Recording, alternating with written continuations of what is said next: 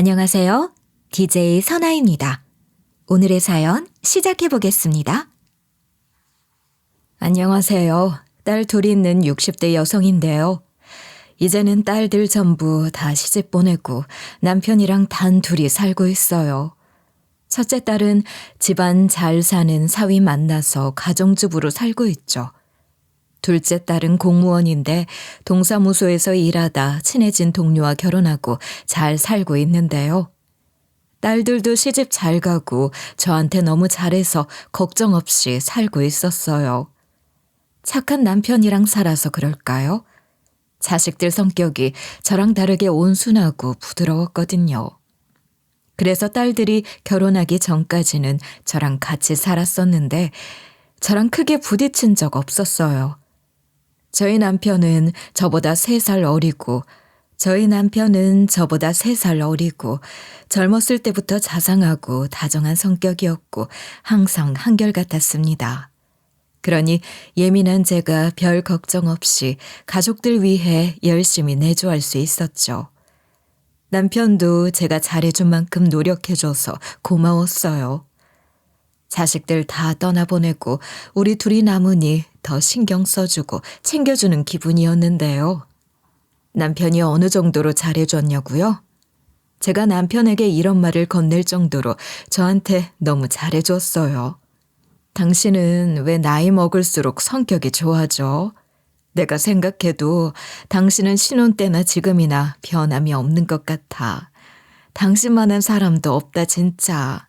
남편이 또 제 말을 듣고 오히려 제게 더 고맙다고 해줬죠. 제가 저 스스로를 돌이켜봐도 결혼을 정말 잘한 것 같았고 남편이 대단해 보였거든요. 그런데 친구들도 그렇게 생각했나 봐요. 친구들이 이런 저희 부부를 너무 신기해했거든요. 부부 동반 모임에 참여할 때마다 친구들이 이런 말을 했었어요. 너희들은 결혼한 지 꽤 오래됐는데도 이제 막 결혼한 것처럼 서로한테 너무 잘해준다. 설마 집에서도 이렇게 사이 좋아? 자주 안 싸운다고? 세상에 어떻게 하면 그렇게 지낼 수 있어? 친구들이 이런 식으로 그 비결을 묻곤 해서 진지하게 생각을 해봤어요. 그리고 친구들에게 이렇게 말한 적도 있었죠. 아무래도 남편이 바빠서 주말 부부한 것 덕분에 사이가 돈독해진 것 같아. 남편이 식당을 하는데 그게 맛집으로 소문나서 지점이 여러 개 생겼거든. 아직 지점들이 자리 잡기 전이라 남편이 평일에는 여러 지방을 오가며 관리하고 있어. 그때 당시만 해도 한 지점이 자리 잡으면 또 다른 지점이 생겨나니 남편이 정신없어 했어요. 맨날 집에 늦게 들어오는 것은 기본이고 외박하는 일도 잦았죠. 당시에는 아무렇지 않게 남편을 기다리게 됐지만 저도 처음에는 남편이 집에 잘 안 들어오니까 화가 났었어요. 왜 늦는 거냐고 물어보면 맨날 일 때문이래요. 그래서 벼르고 있다가 남편에게 이렇게 얘기했습니다. 당신 오늘도 또 늦어? 일 때문에 맨날 외박하는 게 말이 된다고 생각해? 솔직하게 말해봐. 일 때문에 늦는 거 아니지? 뭐 하느라 왜 이렇게 늦는 거야? 제가 참다 못해 꺼낸 질문에 남편이 이런 말을 하더라고요. 당신도 우리 식당 지점 생긴 거 알고 있잖아. 지점 생겼다고 땡은 아니야. 자주 가줘서 봐줘야 한다고. 내가 지점 관리하러 가는 거라고 하면 믿어줘야지. 당신까지 왜 그래? 내가 오늘 얼마나 힘들었는지 알아? 내가 그래도 퇴근 후나 쉬는 날에는 당신한테 엄청 잘해주잖아. 남편이 무슨 지점에 어떤 일이 생겼고 어떤 피드백을 줬는지까지 이야기해주니까 할 말이 없어졌죠. 게다가 남편이 아무 말도 못하는 저에게 장사에 대해 잘 모르니까 그럴 수도 있다고까지 말해줬어요. 다시 생각해보니 남편이 맨날 피곤해하고 눈빛이 퀭해 보였던 게 떠오르더라고요. 남편이 그동안 저한테 잘해줬던 걸 주르륵 얘기해주는데 우선은 외박하는 남편을 이해해줘야겠더라고요. 어떻게 외박하는 남편을 가만 놔둘 수 있어 하실 수도 있어요.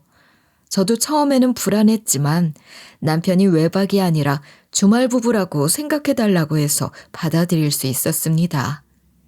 그리고 남편이 연락을 자주 하는 편이라서 괜찮았어요. 원래 전화나 문자를 많이 해줬지만 제가 서운하다고 말한 뒤로 뭐 하고 있는지, 오늘은 무슨 손님이 왔는지 사소한 이야기까지 다 해주더라고요. 전 그런 남편이 고마웠습니다. 그 뒤로 남편이 평소에 저한테 잘하니까 바쁜 날에 연락이 아예 없어도 신경을 안 쓰게 됐어요. 남편이 집에만 오면 저한테 말과 행동으로 잘해주니 의심할 틈이 없었죠. 어떤 식으로 잘해줬는지 궁금하실 거예요. 제가 그리 음식을 잘하는 편은 아닌데 제가 밥을 해줄 때마다 맛있다고 해줬거든요. 어느 날은 제가 코감기에 걸려서 음식 간을 잘 못 본 날이 있었는데요. 안 그래도 요리를 못하는데 코감기까지 걸리니까 난리가 났었어요. 저는 아무것도 모르고 맛없는 김치찌개를 밥상 위에 올려놨습니다. 남편은 그걸 묵묵히 먹고 있어서 몰랐는데 다음날 이모가 저희 집으로 오셨거든요. 반찬 주려고 하시다가 오셔놓고 갑자기 이게 무슨 냄새냐고 하셨어요. 김치찌개가 쉴까봐 다시 끓여놔서 집안에 냄새가 가득 배어 있었거든요. 이모가 그 냄새를 맡고 김치찌개를 한 입 먹어보시더니 김치가 너무 쉬었다는 거 있죠? 세상에, 남편이 그걸 꾹 참고 다 먹어준 겁니다. 남편한테 왜 그랬냐고 물었더니 제가 아픈 와중에 해준 음식인데 반찬 투정하고 싶지 않았대요. 게다가 집안일도 전적으로 도와주고 제가 부엌으로 가면 부엌을 서성이며 이런 말을 해주더라고요. 내가 뭐 도와줄 거 없어? 당신이 그동안 맨날 집안일만 하니까 이제 나한테 좀 시켜. 나 오늘 쉬는 날이잖아. 오늘은 내가 밥할까? 저는 남편이 그동안 고생한 걸 알고 있어서 괜찮다고 했어요. 제가 밥을 해주겠다고 하니까 남편이 이렇게 대꾸해줬는데요. 고마워 여보. 바쁜 나 이해해주는 사람은 당신밖에 없어. 내가 앞으로 잘할게. 내가 열심히 돈 벌어서 전부 다 당신 가져다 줄게. 이 외에도 맨날 저랑 결혼해서 다행이다. 결혼을 잘한 것 같다고 말해줘서 고마웠어요. 우리 나이대 사람들 중에서 이렇게 사는 부부 없을 거예요. 그것도 모자라 저한테 항상 철쭉이라고 불러줬었거든요. 제가 왜 철쭉이라고 부르냐고 물었더니 남편이 이런 말을 해줬죠. 당신이 철쭉꽃을 좋아하고 철쭉 색깔을 좋아하잖아. 당신은 누가 봐도 정말 어여쁘고 귀한 꽃인데 나를 위해 집안일도 하고 밥도 해주니까 미안해. 꽃 같은 사람을 이렇게 고생시키네. 남편이 저를 정말 소중하게 생각해줘서 감동이었는데요. 맨날 절 볼 때마다 숨만 쉬어도 대단하다고 하거나 고생했다고 해주니까요. 전 이런 남편 덕분에 성격이 참 많이 변했어요. 제가 예민한 편이었는데 남편이 다 이해해주고 받아주니까 저도 순하게 바뀌더라고요. 전처럼 남편이 늦게 오면 의심하고 연락이 좀 늦으면 어디냐고 닥달하는 버릇이 없어졌어요. 오죽했으면 오랜만에 만난 동창 친구가 남편이랑 통화하는 걸 듣더니 이러는 거예요. 와, 신기하다. 넌 아직도 남편과 사이가 그렇게 좋니? 나는 남편이랑 전화하면 용건만 간단히 하는데 너희들 보면 이제 막 결혼한 신혼부부 같아. 남편 때문인지 너도 좀 성격이 바뀐 것 같아. 조금 더 너그러워지고 여유로워졌다고 해야 하나? 전 친구에게 이런 말을 듣기 전까진 저한테 찾아온 변화를 모르고 있었어요.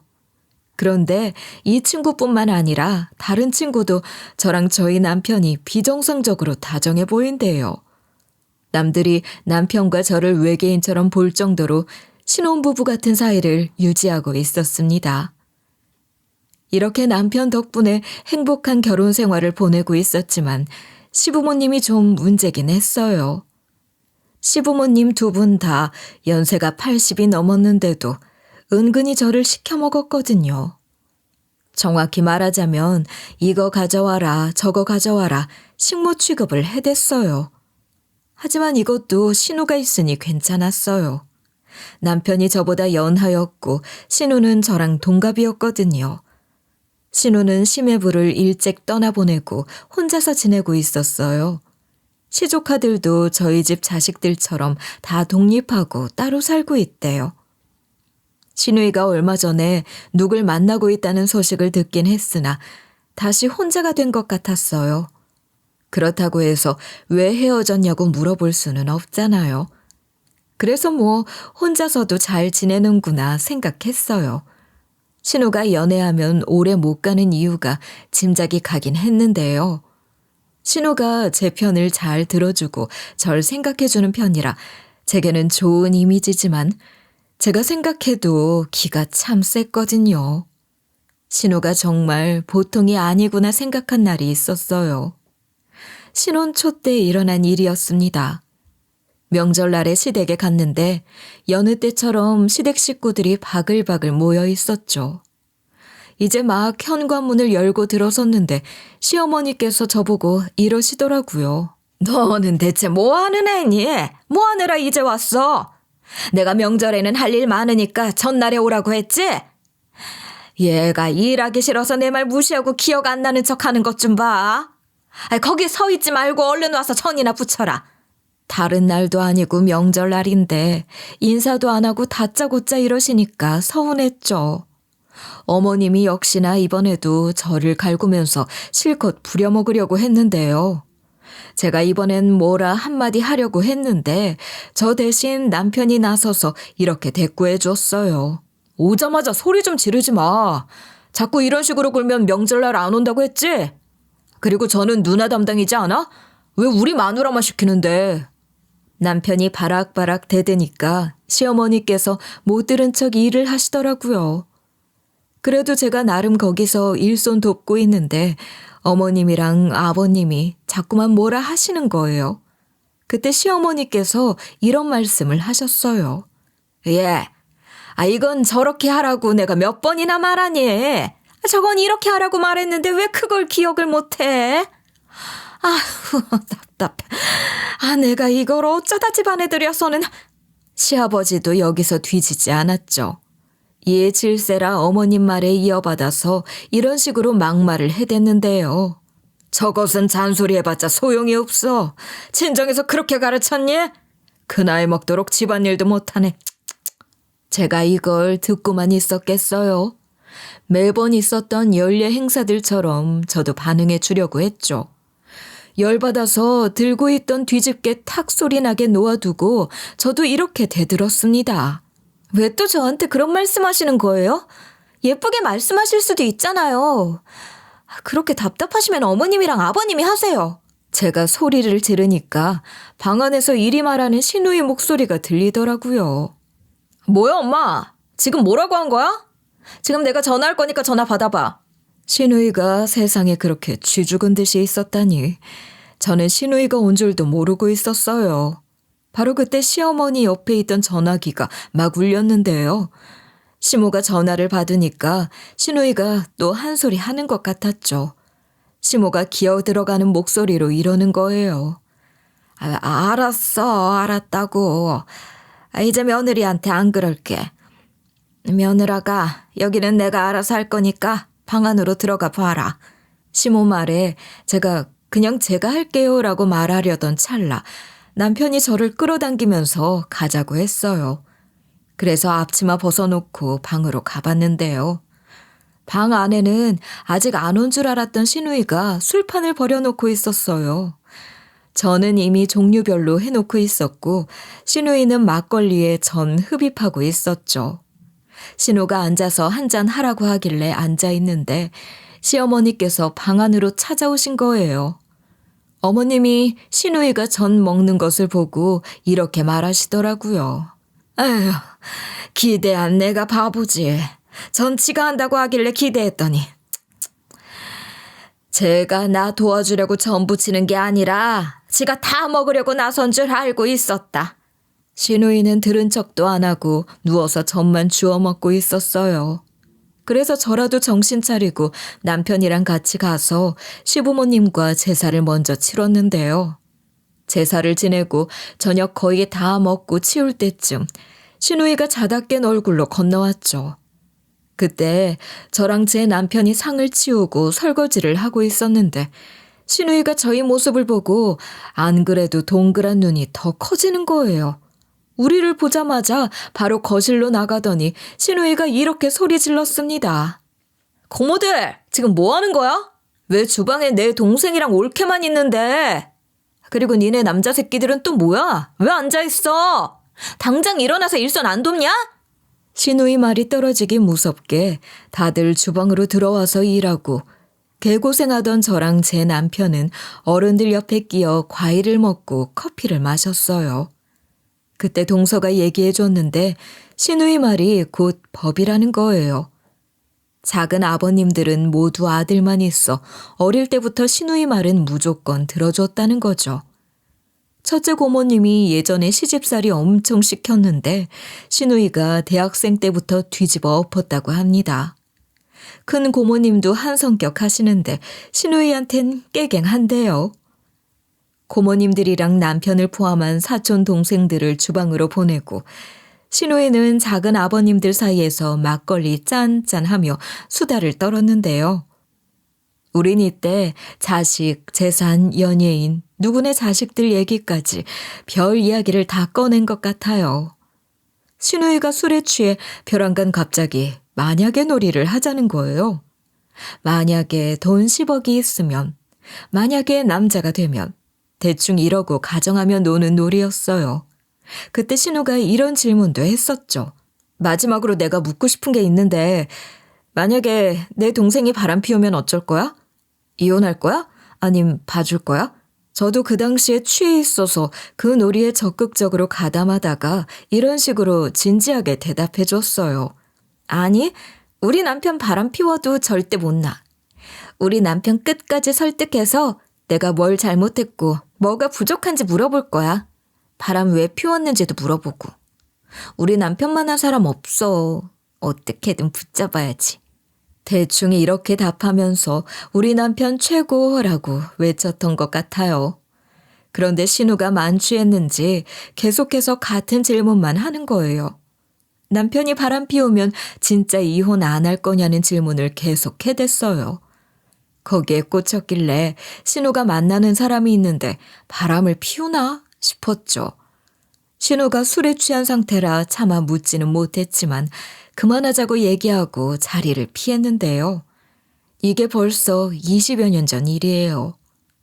신혼초 때 이런저런 사건으로 신우의 성격을 파악하고 만 거예요.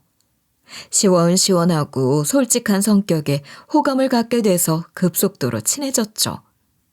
신우랑 친해지고 나서 힘든 점은 술을 자주 마신다는 점밖에 없었어요. 하지만 항상 다음 날에는 제 해장국까지 챙겨주면서 이런 말을 해줘서 고마웠습니다. 우리 엄마 때문에 힘들지? 내가 봐도 엄마가 너무한 것 같아. 나 같으면 애들이고 뭐고 전부 다 포기하고 이혼해버렸을걸? 그러니까 너무 참지만 말고 앞으로도 무슨 일 있으면 연락해. 알겠지? 신우가 이렇게 이야기해 준 게 아직도 기억 속에 남아 있었는데요. 의리 있으면서 정이 있는 게 남편 같은 사람이라고 생각했었죠. 신우랑 남편이 괜히 한 뱃속에서 나온 게 아닌가 봐요. 성격이 똑같고 저한테 잘해줘서 너무 좋았는데요. 신우랑 남편 빼고 다른 시댁 식구들은 어찌나 싫고 짜증이 나던지.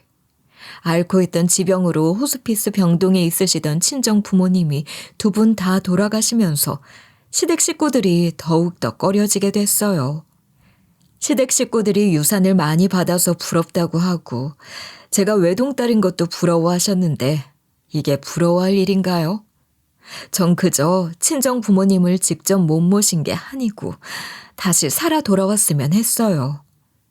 장례식장에서 한순간에 돌아가신 게 너무 허망해서 멍하니 허공을 바라보고 있는데 집안 어르신들이 절 붙잡고 막 옛날 얘기를 하시더라고요. 전 정신없이 맞장구 치며 네, 맞아요 이러고 있는데 모르는 여자가 들어왔죠. 나이대는 한 50대 정도? 저보다 좀 어려 보였어요. 어떻게 제가 친정 부모님 지인들을 전부 다 알고 있겠어요.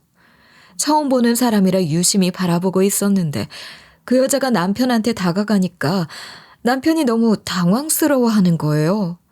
주변을 두리번거리다가 그 여자를 어디론가 데려갔어요. 저는 집안 어르신한테 붙잡혀 있어서 바로 못 따라갔습니다. 뒤늦게 얼른 따라갔더니 장례식장 뒤쪽에서 남편이랑 여자가 미뢰를 나누고 있는 거예요.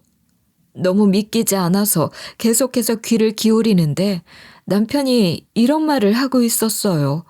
오지 말라고 했는데 왜 여기까지 왔어? 마누라가 당신 몰래 만나고 있던 거 알면 큰일 나. 우리 끝난 사이잖아. 나 몰래 바람 피워놓고 여기가 어디라고 와? 나 이미 당신 정리했어. 당신이랑 더 이상 만나고 싶지 않아. 안 그래도 당신 때문에 죄책감이 더 느껴져서 안 사람한테 더 잘해주고 있단 말이야. 남편 입으로는 가라고 소리치고 있었지만 몸은 아니었어요. 아주 사랑하는 사람 만난 것처럼 여자 얼굴을 붙잡고 울먹거리고 있었죠. 쌍으로 지랄들을 하고 있더라고요. 어이가 없어서 뭐 하는 짓거리냐고 따지려다가 그 여자가 남편을 꼭 껴안은 채 하는 얘기를 듣고 말았어요. 그거 당신이 오해한 거라고 했잖아. 그 사람이랑은 이미 끝난 사이야. 난 당신 못 놓쳐. 형님이 하시던 말씀 때문에 그래? 그거 다른 사람이라니까? 오해하고 계시는 거야. 나 그런 사람 아니야. 형님? 설마 신우이를 말하는 건가 싶어서 귀를 쫑긋 세웠죠. 그런데 제가 제대로 이해했나 봐요. 남편이 신우이 얘기를 하면서 막 이러는 거예요. 솔직하게 말해줘. 당신이 우리 누나를 어떻게 알고 있는 거야? 누나 말로는 지금 본인이 만나고 있는 남친이 유부남인 줄 몰랐대. 근데 알고 보니 유부남이었고 심지어 그 남친이 당신 남편이라는 거야. 그래서 당신이 우리 누나한테 복수하려고 일부러 나한테 접근했다고 해. 그게 정말이야? 아니지? 나중에 모든 사실을 알게 되면 나 정말 실망스러울 것 같아. 자, 여러분. 저 둘의 대화가 무슨 말씀이신지 제가 다시 한번 설명을 드리자면 우리 신우가 사귀는 남친이 있는데 그 남자가 유부남인 걸 속이고 신우를 만났고 본처한테 들켰다는 겁니다. 본처 입장에서는 당연히 우리 신우가 상간년이 열이 받았겠죠. 역지사지로 똑같이 신우 남편을 꼬시려고 했는데 우리 신우가 남편이 없잖아요. 꽝 대신 달기라고 생각하며 신우 남동생인 저희 남편을 꼬셔서 복수를 하고 있었다는 겁니다. 제가 뭘 잘못했다고 왜 애꿎은 저희 남편을 꼬신 걸까요? 이 여자도 진짜로 정신 나간 여자 아니냐고요. 그 와중에 상간녀는 뻔뻔하게 이런 식으로 눈물로 호소하고 있더라고요. 무슨 소리 하는 거야? 설마 지금 나 의심하는 거야? 아니야, 난 그런 적 없어. 난 당신 누나가 누군지도 모르고 난 당신 사랑해서 만나고 있었단 말이야. 누가 이런 알맹이 없는 말에 넘어갈까 싶으시죠? 그런데 제가 봐도 그 상간녀는 또래 여자들보다 피부가 좋고 예뻤어요. 몸매도 탄탄한 게 관리를 열심히 하는 여잔가 봐요. 나이든 여배우처럼 우는 게 청초해 보일 정도였으니까요. 여자가 봐도 홀릴 정도인데 남자는 오죽하겠어요. 남편은 정신을 못 차리고 그런 상간녀를 토닥여주며 이러는 거예요. 그래, 나 당신 말 믿어. 난 당신밖에 없는 걸. 그러니까 진정하고 내 말 좀 들어줘. 처가에서 증여해준 아파트만 아니면 이혼하고 당신한테 갔을 거야. 재산 분할할 때 내가 한 푼이라도 더 받게 좀 기다려줘. 남편이 하는 말을 들어보니 애초부터 저를 배신할 생각이었어요. 상간녀가 나쁜 마음을 먹고 남편한테 접근한 거라고 해도 받아줄 기세였죠. 아주 사랑스러운 눈빛으로 상간녀를 바라보고 있는 게 열받더라고요.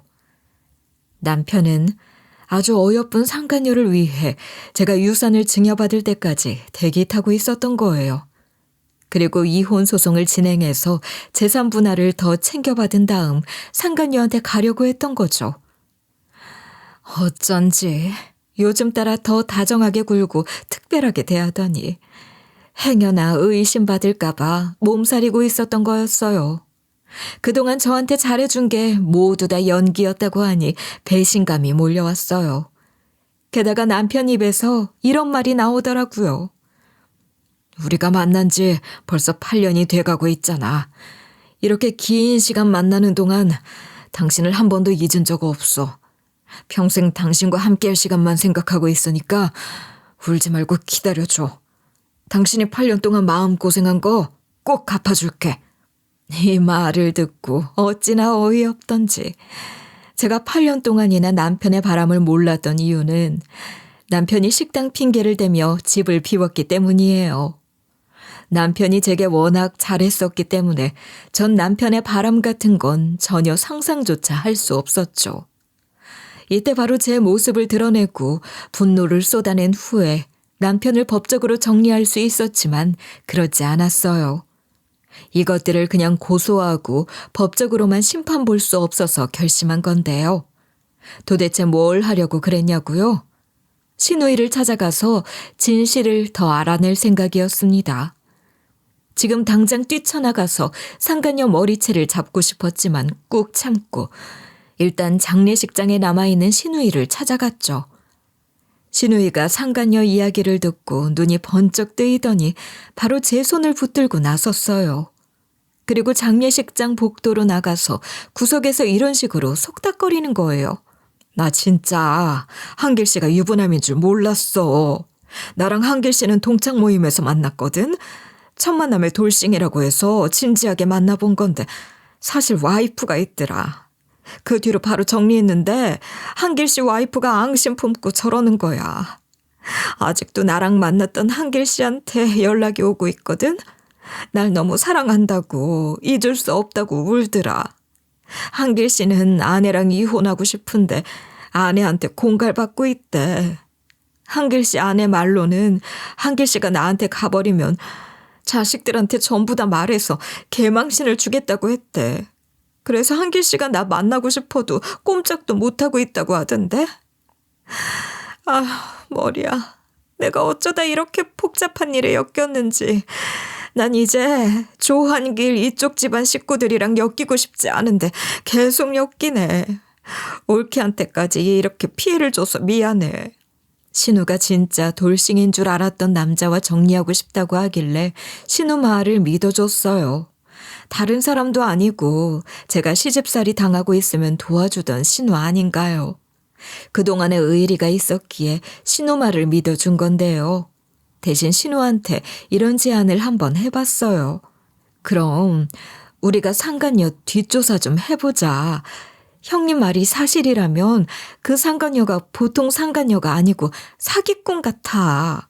신우가 제 제안을 바로 승낙해서 친정 부모님 장례식을 전부 다 치른 뒤 상간녀를 쫓아다녔는데요. 그동안 남편이 제가 어딜 나가든 전화하면서 어디냐고 묻거나 빨리 들어오라고 한 적이 없어서 편하게 돌아다니려고 했어요. 그런데 미행 첫날에 남편으로부터 갑자기 이런 전화가 오더라고요. 여보, 지금 어디야? 말도 안 하고 어딜 간 거야? 안 그래도 이사 준비 때문에 정신 없으니까 얼른 와봐. 남편이 이런 식으로 갑자기 절 찾아대서 급하게 집으로 돌아갔죠. 집으로 갔더니 남편이 이사업체는 여기가 좋다 저기가 좋다면서 자꾸만 절 붙잡는 거예요. 평소에는 이사 날짜가 다가와도 시큰둥하더니 그날따라 한꺼번에 모든 걸 해결하려고 하더라고요. 결국 상간녀를 미행하러 나가지 못하고 신우가 그날 저를 대신해서 상간녀 뒤를 쫓아다닌 겁니다. 둘째 날에는 다행히 남편이 출근을 하겠대요. 일을 갔는지 상간녀를 보러 갔는지 모를 남편을 보낸 다음에 저 혼자서 상간녀를 미행했는데 충격적인 장면을 목격하게 된 거죠. 상간녀 집까지 따라가 봤는데 상간녀가 친정에서 증여받은 아파트로 들어가는 거예요. 방금 장 본 듯한 장바구니에 편한 추리닝 차림. 누가 봐도 거기 사는 사람 같았죠. 제가 외동딸이라 혼자서 처리해야 될 게 너무 많다 보니까 이것까지 신경을 못 쓰고 있었던 거예요. 이제 장례 끝나서 슬슬 이사 가려고 했는데 미리 알고 쫓아온 것 같았는데요. 복수를 위해 이사까지 감행하다니 이걸 어떻게 알게 됐냐 궁금하실 거예요. 순간 안 좋은 예감이 들어 그 아파트 경비원 아저씨한테 이런 식으로 물어봤거든요. 아저씨, 혹시 저 여자분 언제 이사 온 건지 알고 계세요? 제가 아는 사람 같아서요. 여기 있으면 안 되는 사람이라 그런데 혹시 저 여성분에 대해 아는 게 좀 있으신가요? 이렇게 물어봤는데 경비 아저씨가 이러시는 거예요. 저 사람 이사 온 지 이틀 됐나? 왜? 아는 사람이야? 근데 정신이 좀 이상한 것 같아. 무슨 돈 때문에 온 거라고 하던데 곧 있으면 떼돈을 받고 여기를 떠날 거래. 해외로 튈 거라고 하더라. 이렇게 경비 아저씨와 대화 나누다가 들은 말인데 상간녀 이름도 알고 계신데요. 어쩌다 알게 되셨냐고 물었더니 이리 말씀해 주시더라고요. 아니, 이름이야 뭐 경비실에 택배를 맡기는 집이 많다 보니까 자연스럽게 알게 됐지. 그 사람 이름이 정성희였나? 택배를 자주 맡겨서 기억하고 있거든. 정성희가 맞을 거야. 당연히 저는 이때 알아낸 정보를 신우이에게 알려주려 갔죠. 집에서 훨씬 떨어진 카페에서 신우이를 만나자마자 자초지종을 설명해 봤어요. 형님, 내가 엄청난 사실을 알게 됐거든. 상간녀가 나한테 복수하려고 친정에서 증여해준 아파트로 이사까지 왔어. 게다가 이름도 알아냈는데 이름이 정성희래. 이렇게 이야기하자마자 신우이가 바로 저보고 이러는 거예요. 사실 한길 씨 말이야. 우리 동생 상간녀 남편. 만났을 때 이상하다는 거 느끼긴 했어. 사실 제비였나 봐. 여자들 돈 뜯어내고 다니더라. 내가 단순히 한길 씨한테 아내가 있어서 헤어진 게 아니라 한길 씨가 다른 여자들과도 만나고 있는 건 알고 있어서 정리했거든. 단순히 여자 관계가 복잡한 사람인 줄 알았어. 나한테는 공갈하거나 돈 요구한 적 없거든. 나한테 다른 여자들과 다르다고 진심으로 사랑한다고 하더니 아직도 집착하는 게 날 정말 좋아하긴 했나 봐. 그래서 정성이 그것이 복수하겠다고 니네 남편한테까지 손 뻗은 것 같고 내가 남편이 없어서 괜히 올케한테 화풀이 하나 봐. 나 때문에 불똥 튄 것 같아서 몸둘 바를 모르겠네. 그것도 모자라 신우이 말로는 정신 나간 제 남편이 상간녀가 앙심을 품고 접근한 거 알면서도 너무 사랑해서 처가 재산까지 다 갖다 바친다고 했다고 합니다. 남편이 단순히 바람 피운 것도 모자라 아무 죄 없는 저한테 복수하려는 여자 편을 들어준 거예요. 신우가 자기 때문에 이런 일이 생긴 것 같다며 미안하다고 사과하면서 자기가 알아서 참교육 해주겠다고 했죠. 전 그런 신우를 믿고 제대로 무언가 해보려고 했는데요. 신우도 저랑 같은 마음인지 저한테 이런 말을 해줬죠. 어떤 복수를 원해? 나한테 말만 해. 올케가 원하는 대로 다 해줄게. 내가 말이야, 올케만 보면 꼭 날 보는 것 같아서 가슴이 아파. 내가 시집살이 때문에 힘들어 했었거든. 신우의 갑작스러운 고백에 가슴 아파하고 있었는데 남편한테 전화가 왔습니다. 전화를 받아보니 남편이 이런 말을 쏟아내더라고요. 며칠 뒤면 이사 가는데 설마 이삿짐을 하나도 안 싸놓은 거야? 내가 바쁘면 당신이라도 해야지. 그동안 뭐하고 있었던 건데? 아휴, 얼른 지금부터라도 이삿짐 싸게 얼른 와. 우리끼리 나눠서 하면 어떻게든 되겠지. 남편이 이번엔 이삿짐 타령을 하니까 신우가 얼른 눈물을 닦아내며 가보라고 하더군요. 바람 피우는 남편 놈이랑 있는 대신 마음 같아서는 같이 있어주고 싶었지만 신우에게는 짧은 위로의 몇 마디를 남기고 급하게 집으로 돌아갔는데요. 그날부터 미행을 거의 하지 못하고 이사 준비에만 매달린 것 같아요. 우여곡절 끝에 이사 준비를 다 끝내놓고 이사 날만 기다리고 있었어요. 드디어 이사 날이 왔는데 아침 일찍 집을 나간 남편이 연락이 안 되는 거예요. 전화를 해봐도 안 받고 문자를 해도 답이 없었어요. 일단 이삿짐 센터가 왔으니 저 혼자서 친정 부모님이 증여해준 아파트로 이사를 하게 됐어요. 근데 제가 이사를 간 순간 알게 됐죠. 아주 끔찍한 진실들을요. 짐을 다 풀고 정리하고 있다가 아파트 정문 앞으로 가게 됐거든요. 그러다 상간녀가 막 어디론가 달려가고 있길래 제가 따라가 봤어요. 아파트 뒤편으로 갔더니 남편이랑 상간녀가 있는 거예요. 전 어떠한 증거든 남기려고 이때부터 녹음을 하기 시작했어요. 근데 거기서 상간녀가 이러더라고요. 탁영윤이라는 사람이 나보고 이상한 제안을 했어. 뭐? 탁영윤이라는 사람이 당신 누나라고? 당신 누나가 당신이랑 내가 몰래 만나고 있는 거 알고 부추기더라? 얼른 어떻게 좀 해봐서 이혼시켜보래. 얼른 이혼시켜서 새 살림 차리고 싶지 않냐면서. 자기 말대로 안 하면 당신이랑 새 살림 못 차릴 거래. 누님이라는 사람이 도대체 왜 그러냐고 물었더니 자기가 빚이 많아서 급하게 처리할 돈이 있대. 당신이 이혼해서 재산 분할 받으면 당신한테서 돈 받기로 했다고 하던데? 그러자 남편이 그게 무슨 소리냐고 따졌죠. 그 뒤에 상간녀가 더 기가 막힌 말을 해댔어요. 아유, 모르겠어. 당신 누나한테 이런 말 해서 미안하지만 미친 사람 같아. 나보고 복수하는 꽃뱀 흉내 좀 내보라는 거잖아. 자기가 시나리오 짜놓은 게 있는데 거기에 연기만 하면 된대. 그러면서 연기할 내용을 알려줬는데 뭐라 했는지 알아?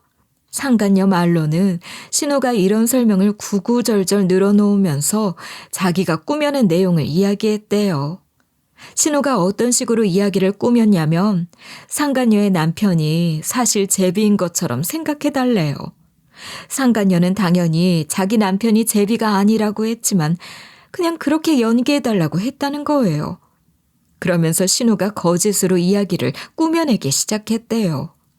상간녀 남편이 제비라서 신호한테 돈 뜯어내려고 했는데 신호한테 사랑에 뿅 반해서 헤어나오지를 못하는 걸로 설정하자고 했다는 거죠. 상간녀가 거기에 열받아서 복수하려고 했지만 신호가 솔로잖아요. 결국 상간녀가 신우의 동생을 꼬셔서 복수하는 이야기로 거짓 내용을 꾸미자고 했다는 거예요. 그럼 제 입장에선 괜히 불똥이 튀어서 저한테까지 피해가 갔고 제가 이혼 소송 걸고 재산 분할 받으니 이런 개막장 시나리오를 탄생시킨 것 같았어요. 신우가 자기한테 떨어질 콩고물을 생각해 이야기를 지어냈다는 사실에 어이가 없었죠.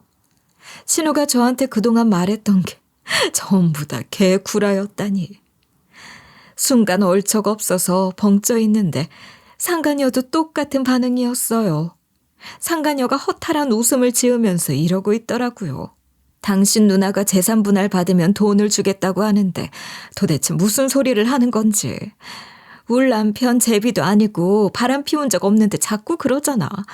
난 그냥 당신 좋아해서 남편 몰래 만나고 있는 건데. 그랬더니 남편 얼굴이 새하얘진 채로 이러는 거예요. 누가 그랬다고? 누나가 나한테도 그러더니 기어코 당신을 찾아갔나 보네.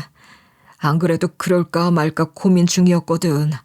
우리 누나가 장모님이랑 장인어른이 남긴 유산 뜯어내려고 그랬던 것 같아. 이혼하면 재산 분할 받으니까 나한테 돈 달라고 하려고. 사실 당신이 너무 좋아서 농담 반 진담 반으로 안전하게 이혼하게 해주면 재산 분할 받은 거 좀 나눠준다고 했어. 진심으로 한 말이 아닌데 이렇게 앞뒤 안 보고 달려들 줄 몰랐어. 누나가 돈이 많이 급해 보이긴 하더라고. 계속 돈 이야기하고 돈 빌려달라고 하고. 한마디로 신혼년한테 완전히 속은 거죠. 전 신우랑 손을 잡기로 했는데 알고 보니 신우가 절 속인 거네요. 아니, 솔직히 말하면 전 이제 그 누구도 못 믿겠더라고요. 이런 묵사발 만들어버릴 것들. 신혼년도 빌어먹을 년이고 남편 새끼는 말해 뭐해요. 불륜까지 저질렀으니 더 쌍놈의 새끼죠. 사실 상간녀의 남편이 신우한테 작업하다가 사랑에 빠진 것도 거짓이었어요. 상간녀의 남편은 신우랑 만난 적도 없었대요. 상간녀는 그냥 제 남편하고 순수하게 바람만 피우고 있었던 거였어요. 신우는 이중 스파이로 저한테까지 구라를 치며 우리 부모님 재산을 탐내느라 이렇게 머리 아프고 복잡한 짓거리를 한 거였는데요. 저도 복잡해 죽겠고 누구 말이 맞는지 몰라 죽겠는데 여러분은 얼마나 복잡하시겠어요. 게다가 상간녀가 이런 말을 해대더라고요. 진짜로 그 사람이 당신 누나였던 거야? 난 정상인이 아닌 줄 알고 무시하고 왔거든. 그럼 당신 누나 말대로 해볼까? 당신 누나가 당신 와이프한테 물어봤는데 당신이 바람 피운 걸로 절대 이혼 안 해줄 거라고 하더라. 당신 누나 대본대로 움직여서 빠르게 이혼해보는 거야. 당신은 나쁜 놈 되겠지만 재산은 확실히 뜯어낼 수 있잖아. 나도 이제 내 남편이랑 그만 살고 싶어. 자기랑 살고 싶다고. 그냥 당신이 재산 분할 받은 다음에 나랑 다시 재혼하자. 나도 이제 편하게 좀 살아보게. 처가 돈이 많아서 위자료 내도 남는 게 많다며. 이쯤 되면 남편이 이건 좀 아니라고 할 법도 한데 돌아올 수 없는 강을 넘어가더라고요. 남편이 뭔가 생각해보더니 이 뒤에 남편이랑 상간녀가 뭔가 작당하는지 속닥거리기 시작했어요. 그리고 신우이한테 전화를 거는 거예요. 처음엔 누구한테 전화를 거는지 몰랐는데 남편이 누나 하는 소리를 듣고 알아낸 거죠. 남편이 신우이랑 이런 작전을 펼치고 있었어요. 누나, 단순히 바람 피운 것만으로는 절대 이혼 안 한다고 했다고? 누나가 직접 들은 말이야? 우리가 누나 말대로 하면 이혼해 줄 것 같다고? 알겠어, 그렇게 해볼게. 일단 우리 집으로 이사 온다고? 왜? 지시 내리기 쉽게? 우리 마누라도 감시하고 있게? 한참 동안 이런 말을 하더니 신우랑 전화를 끊는 거예요. 저는 그 순간 설마 했죠. 남편이 설마 저한테 전화해서 작전을 펼칠까 싶었는데 의심이 확신이 되고 말았어요. 잠시 후에 남편한테 전화가 와서 받아보니 이런 말을 했거든요. 여보, 이사 간 집 주소가 어떻게 되더라? 우리 누나 짐도 보내야 하니까 주소 좀 알려주라. 우리 누나도 아파트에서 살아보고 싶대. 도대체 이것들이 뭔 짓을 하려는 걸까요? 신우이가 한 거짓말대로 저랑 이혼하고 재산 분할 받으려는 것 같길래 문자로 주소를 보내주겠다고 했죠. 제가 이렇게 한 이유는 녹취록도 있겠다 생각해놓은 복수 방법이 있었기 때문인데요. 남편 상간녀 주소를 신우년에게 보내주고 1시간 뒤 온 시댁이 쑥대밭이 됐어요. 왜냐고요? 제가 신우한테만 보낸 게 아니라 온 시댁 식구들 다 보냈거든요. 주소만 보낸 게 아니라 집들이 열었으니 오라는 메시지도 보내버렸어요. 가장 먼저 시부모님께서 상간녀 집 앞으로 오셨는데요. 역시나 이번에도 시어머니께서 절 보자마자 이러시는 거예요. 며느리가 돼서 뭐 하는 짓이냐? 집들이 불러놓고 어딜 갔다가 이제 와? 가정주부가 집에만 있을 것이지 어딜 그렇게 싸돌아다녀? 이번엔 시아버지께서 역정을 내시면서 남편 잘 안 챙기면 이혼시킬 거라는 말을 쏘아붙이셨어요. 늘 시부모가 이런 식으로 뭐라 하면 제가 바락바락 대들었는데 처음으로 아무 말도 안 하고 있었어요. 그랬더니 시아버지께서 목소리가 점점 더 커지더니 이러시는 거예요. 멍하니 서서 뭐해? 집들이 초대했으면 문이나 열어라. 음식 준비는 돼 있겠지? 안 돼 있기만 해봐. 내가 이 세상 떠나면 내 재산은 네가 지내야 하는데 내가 제사밥 제대로 먹으려면 너 교육부터 다시 시켜야겠다. 이런 이상한 말까지 하고 있는데 시끄러웠는지 상간녀 집 문이 열리더라고요. 상간녀의 남편이 황당해하며 남의 집 문 앞에 서서 뭐하냐고 하길래 이 집 안주인 부르라고 했어요. 당연히 무슨 일이냐는 반응이 나왔고 전 정색하고 서서 안 부르면 고소하겠다고 윽박질렀죠. 상간녀가 제 남편도 같이 데리고 와야 되니까 상간녀 남편한테 이렇게 말해뒀어요. 네 마누라가 내 남편이랑 바람 피우고 있는데 지금 같이 있으니까 전화 한번 해봐. 결국 상간녀의 남편이 그게 다 뭔 소리냐고 깜짝 놀랐다가 상간녀한테 전화를 해서 이런 식으로 물어보더군요. 모르는 사람이 찾아왔는데 당신이 바람을 피우고 있대. 갑자기 찾아온 이 여자분 남편이랑 만나고 있다고 하더라. 지금 같이 있다는데 사실이야? 라고 하니까 상간녀가 몇 분 뒤에 제 남편이랑 같이 헐레벌떡 달려왔는데요. 남편은 상간녀랑 같이 와놓고 눈 하나 깜짝 안 하는 얼굴로 이러는 거예요. 여보, 왜 여기 있어? 이사 온 지 얼마 안 돼서 헷갈린 거야? 엄마랑 아빠는 또 왜 여기 있는 건데? 또 순진한 척 연기를 하고 있길래 제가 남편에게 삿대질을 하면서 소리쳤어요. 지긋지긋한 당신 부모님 앞에서 참교육해 주려고 불렀다. 당신 누나는 어디 갔어? 형님 어디 갔냐고. 내가 당신 상간녀랑 같이 혼쭐을 내줄 테니까 딱 기다려. 남편이 그게 무슨 소리냐고 윽박 지르고 있는데 신우이가 때마침 도착한 거예요. 그래서 제가 다 폭로해버렸죠. 왜 모르는 척해? 나 다 알았어.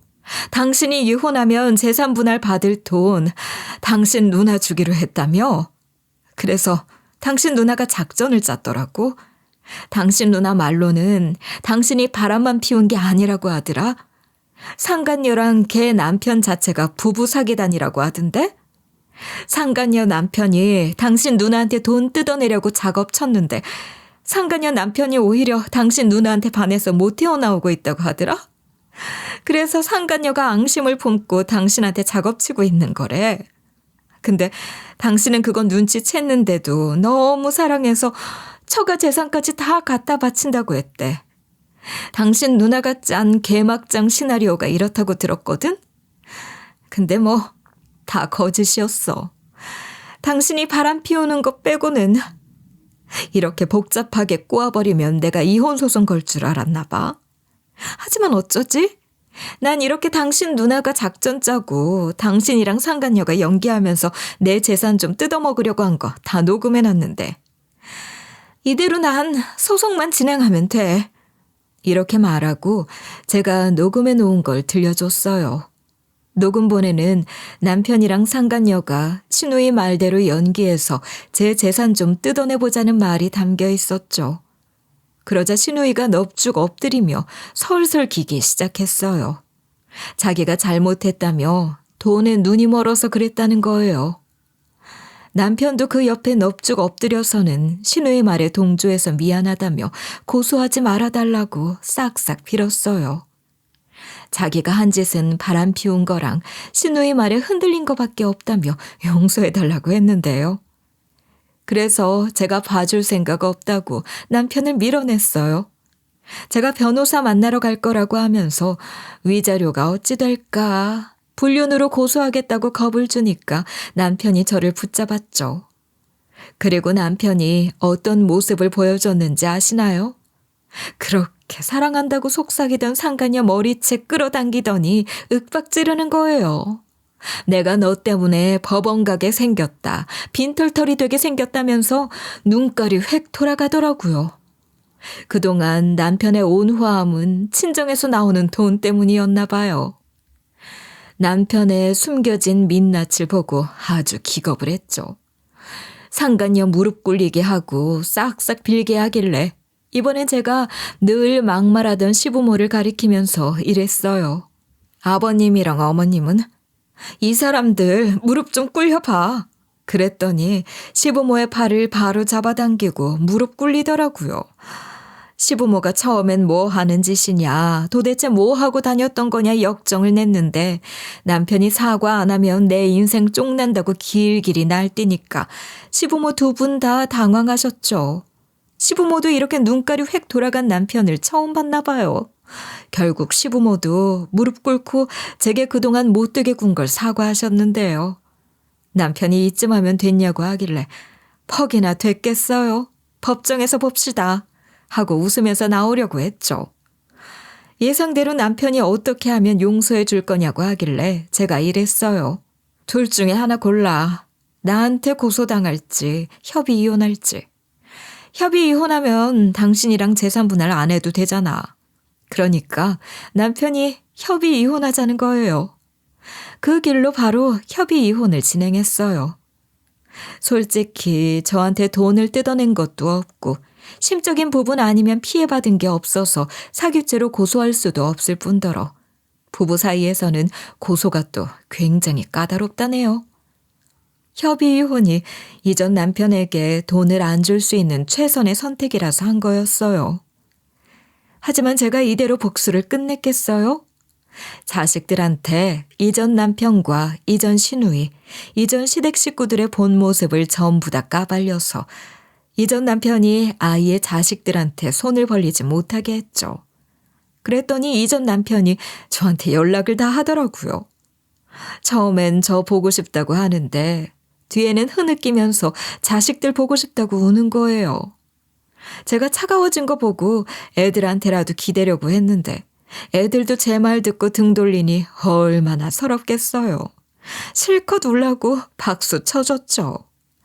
그런데 이전 남편이 우리 집에서 나간 뒤로 고시원에서 살고 있다고 하더군요. 아, 나이 60에 잘 됐다. 왜냐고요? 시댁 정말 별 볼 일 없거든요. 우리 집 재산이 많아서 그나마 살만했지 제 돈도 없으니 어쩌겠어요. 이전 시부모가 못살게 굴었어도 그나마 이전 남편이 다정하고 착해서 이전 시누이가 제 편 들어주니 살았었죠. 이제 그것도 다 거짓이었으니 뭔 소용이겠어요. 바로 이렇게 인생의 쓴맛 보는 거죠. 뭐 뒤늦게 제 소중함을 알게 된 이전 시부모님이 이전 시누이를 거의 죽사발 냈다고 해요. 결국 이전 시누이는 병원으로 실려가게 됐지만 이전 시누이를 호적에서 파버리겠다는 말까지 나왔다고 합니다. 그렇게 귀하신 우리 아들 인생 망쳤다고. 지 딸한테 그랬다니 얼척 없더라고요. 뭐 이전 시누이가 맞을 만한 짓 하긴 했으니까요. 전 이전 남편에게서 근황 소식 쭉 전해 들으며 생각했어요. 이전 남편이 이걸 왜 말하겠어요? 나 불쌍하니 다시 만나달라 이거겠죠. 그래서 시원하게 얘기해줬어요. 내가 참 교육 잘했네. 나 참 똑똑한 것 같아. 앞으로 인생 불행하게 살고 있는 거 많이 알려줘. 이러고 전화 끊어버렸죠. 예전 남편이 전화할 때마다 매번 이러니 이제 전화도 안 오더군요. 복수 후 제게 아무것도 안 남은 것처럼 보이지만 전 그렇게 생각 안 해요. 피해를 받으면 반드시 그만큼 돌려준다는 인간이라는 평판이 제게 남았기 때문에 오히려 저한테 이득이라고 생각하는데요. 이제 이전 시댁 식구들이 절 만만하게 보지 않고 쉽게 접근하려고 들지 않을 거니까요. 상간녀 집도 이혼해서 뿔뿔이 흩어졌는지 이사가 버리고 최근에는 혼자 사는 게 너무 평화롭고 즐거울 따름이에요. 그래서인지 과거의 복수가 절 지켜준다는 생각까지 드는 요즘인데요. 앞으로도 이전 남편 놈같이 절 우습게 보는 놈이 있다면 2배로 갚아줄 거예요. 여러분도 제발 당하고만 있지 말고 저처럼 야무지게 돌려주세요.